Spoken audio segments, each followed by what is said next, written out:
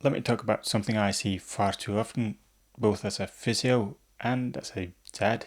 So the kid comes home from practice limping. They complain about a spot, the pain below their knee, or it might be a heel that's bothering them.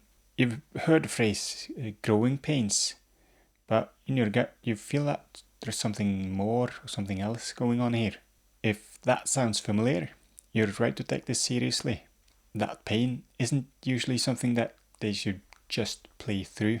And in the next few minutes, I'll show you what's likely to be going on and give you a plan for how to manage it effectively going forward. Just a quick important note before we get started. This is not medical advice. I am a physio, but I'm not your kid's physio.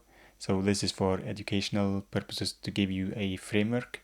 Always consult with a local healthcare professional for a treatment plan or follow-up for your child. First, let's see if we can understand why these pains can appear. During a growth spurt, your child's body is sort of like a construction site. Their bones can grow so fast that their tendons and muscles can't keep up.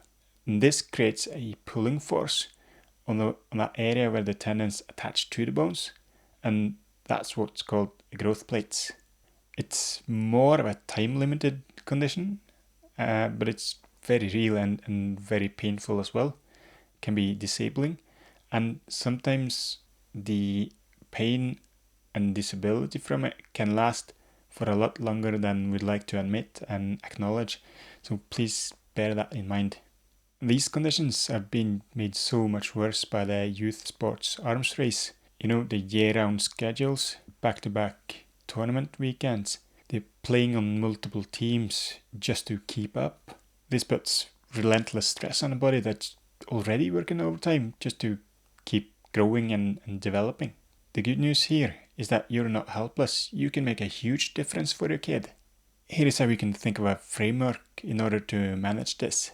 First, we need to properly identify it. This is something that you can do yourself and have a qualified health professional, verify later on. This is something that we can call the one finger test. Ask your child to point to their pain with just using one finger. If it's localized to that one area, one spot, either that bony lump on the top of the shin or at the back of the heel, then it's very likely to be either Osgood-Schlatter when it's the knee or Sever disease when it's the heel. A vague, more general pain or soreness is usually an indication that there is something else going on. The outdated advice with regards to these conditions is either just play through it and ignore it, or just let them rest completely. And both of these approaches are generally a mistake. We don't want to ignore the pain, but we also don't want to completely shut them down, having them sit on the couch doing nothing. Instead, you need to become a load manager. The goal is for you and your kid to find the appropriate amount of activity without that pain becoming significantly worse. This usually means reducing the things that hurt or provokes the pain the most, like hard jumping, sprinting or cutting, while keeping them in the activity that is lower impact and that does not exacerbate the pain. It can be lighter technical work, it can be shorter practice duration, or it can mean alternative activities, cycling, swimming, climbing, or something else that your kid enjoys and want to be active with. It's about turning down the volume, not turning off the machine. And finally, while you are managing the load, we can build the scaffolding as well, so to speak.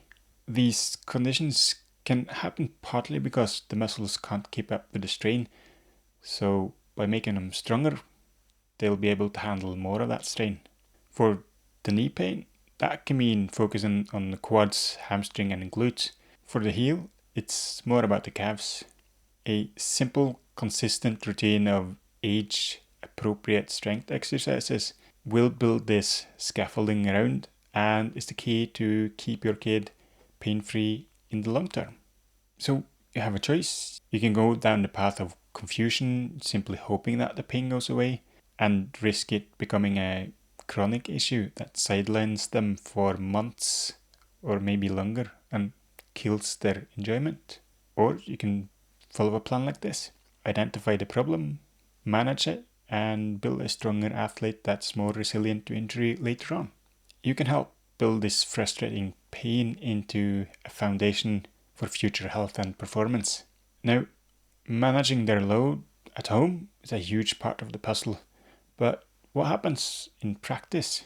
That's the other half of the load equation. You might be wondering, is the coach's plan helping or hurting in this regard? And that's a perfectly valid question to ask.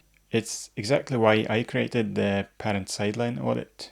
It gives you 5 respectful questions to ask a coach to find out how their views on health and long-term development is. It helps you become a partner in that process. The link's right at the top of the description.